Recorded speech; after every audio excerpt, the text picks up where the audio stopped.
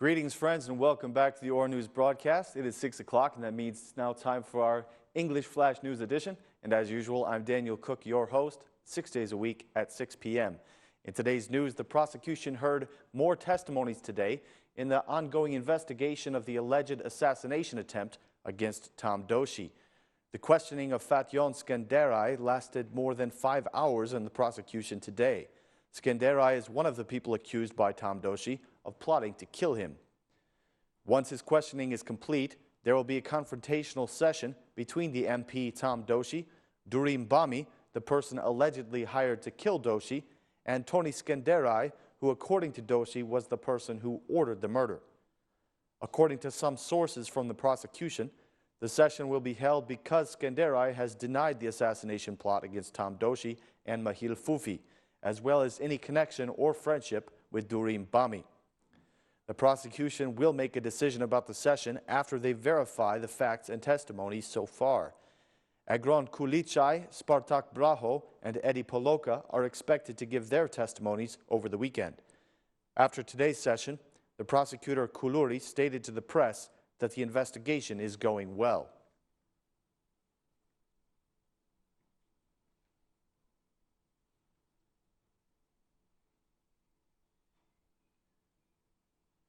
In an exclusive interview for OR News, the former Prime Minister Sali Berisha has spoken up about the Tom Doshi case.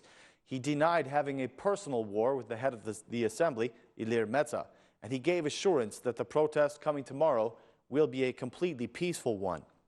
He said, "The opposition will make every effort to have a decent and independent investigation in the case of Tom Doshi. I do not have any personal issues with Ilir Meta. I do not confuse personal issues with politics. I have never even spoken with Tom Doshi except the debates that we have had in the parliament," said Berisha. The full interview of the Prime Minister will be shown on OR News at 8:25 this evening.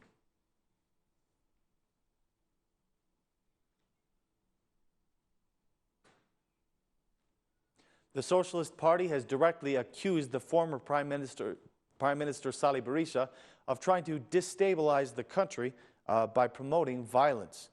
The vice chairman of the Socialist Party, Taulant Balla, asked the prosecution to immediately launch an investigation into Sali Berisha as a troublemaker and a promoter of violence. He said, "The prosecution must immediately launch an investigation into Sali Berisha and all promoters of violence. Sali Berisha is not asking for the implementation of the law. He is trying by any means to impose a criminal scenario, and he is seriously damaging Albania. Today, I will undertake the initiative to verify the mental condition of Sali Berisha. If the medical commission discovers that he is clinically unstable and irresponsible, I will ask for his committal to a madhouse. If he is not declared clinically irresponsible, he must give accounts for his crimes, starting with the spreading of panic," said Balla.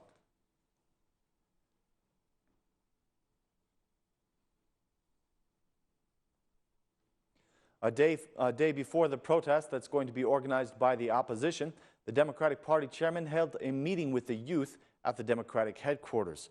Mr. Basha gave his assurance that the protest held tomorrow will be peaceful, emphasizing that there will be no place for crime or criminals among the protesters. He said, "We have heard from members of the majority about an assassination attempt by real killers and not actors like the Prime Minister says. After they closed thousands of jobs, after they destroyed the properties of the citizens, after they fought with one another, they have started to order each other's murders. This is a scenario that is worthy of mafia movies. The difference is that this is not a movie, but a painful reality that affects us all," said Basha. According to the Democratic chairman, Rama and Meta will face the people on Thursday, and the people will not stop until there is a total decriminalization of Albanian politics. He continued, "This is not a legal state," he said. "The country is not being ruled by law, but by the mafia. They thought that we will allow this issue to pass by without giving answer. They forgot the fact that the youth are not subject to crime. Why are they so afraid? They are afraid because the time for facing the people has come," said Basha. The chairman added that this reality has shocked us all, and the rest of the world as well, but the youth are the ones who are suffering the consequences. He called the youth to channel this shock into force to remove those who caused all of this. He concluded that the youth and all the Albanians need another way of governance.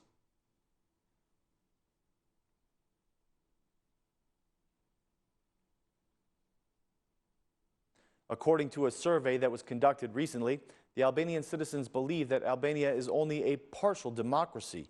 In a survey of 1,200 people, 72% of them answered that they live in a partial democracy. According to pollsters, Albania leans toward being a non-democratic country.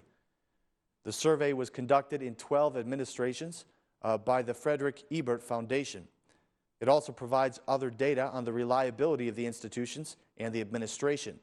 The citizens have faith in the education institutions, the private hospitals, and the police and the media.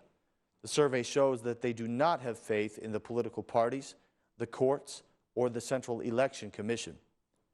60% of the people say that citizens must have political connections in order to get justice. This study was conducted in the months of May and June of last year, and it also gives data on the role of the citizens in decision-making.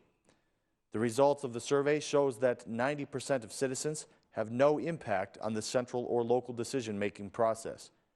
Regarding employment in the administration, the findings say that the public administration is less welcoming toward people of middle ages.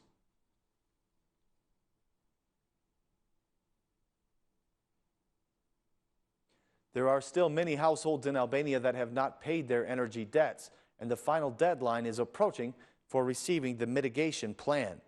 Even though the government has undertaken an operation in the energy sector and has offered mitigating agreements to those who owe energy debts, there are still 400,000 customers who have yet to enter one of these agreements. The head of the operator of energy distribution, Adrian Çela, said that there has been a considerable increase of revenue and that the losses in the network have been shrinking.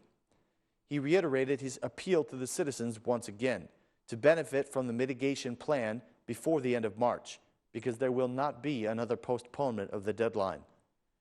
The administrator stated that the agreement with the Energy Corporation has already entered into power. The agreement is intended to cover the energy losses by purchasing further electricity.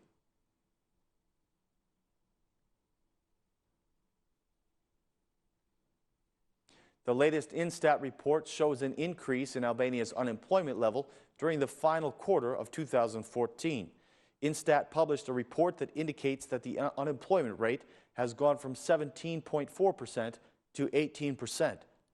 Based on the data, this increase of unemployment comes after the country enjoyed 2 periods of decrease. The report notes the fact that the highest level of unemployment is still the young people of the ages 15 to 29. According to Instat, the number of unemployed people in the very broad age bracket of 15 to 64 years old is 227,407. Compared with the third quarter of 2014, the number of unemployed people increased by 0.7821% for the population between the ages of 15 and 64.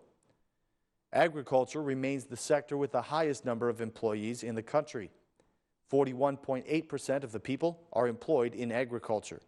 22.5% are employed in the market sector. The people in the manufacturing industry make up 9.3% of the nation's employees. According to the Instat report, this decrease of overall employment has been affected by the reduction in the number of employees in the agricultural sector by 3.1% and in the energy and water sector by 4.3%. The report also gives some stats on how people are going about finding new jobs. The data shows that 87.5% of the employed use their social and family connections to locate jobs. In annual comparisons, the employment rate rose by 8.5% compared to the fourth quarter of 2013. The processing industry, the market service industry, and the construction sector showed the highest level of growth by 27.4%, 14.8%, and 14.6%, respectively.